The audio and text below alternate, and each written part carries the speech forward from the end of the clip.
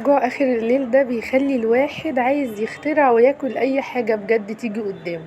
بجد الاكل ده متعة يا جماعة، احنا بنموف اون بالاكل في كل حاجة.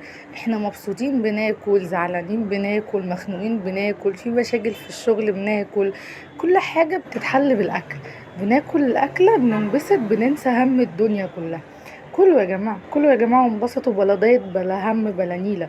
كلوا وانبسطوا. ده كان سندوتش كده الواحد كان الحياة كانت ضغط عليه، فقال يظبط نفسه بقى، فجبنا رغيف بلدي حلو وظبطناه، جبنة رومي على جبنة بيضة او اي نوع جبنة عندك، على فلفل. حطينا شوية دوريتوس كانوا عندنا بتوع العيال، قفشناهم كده وحطيناهم.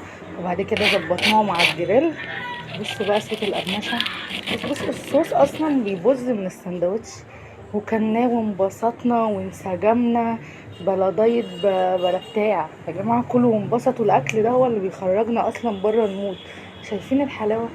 سندوتش زي ده كفيل يطلعني من اي ضغوط اصلا. يلا جربوه. ما تنسوش تعملوا لنا لايك وفولو.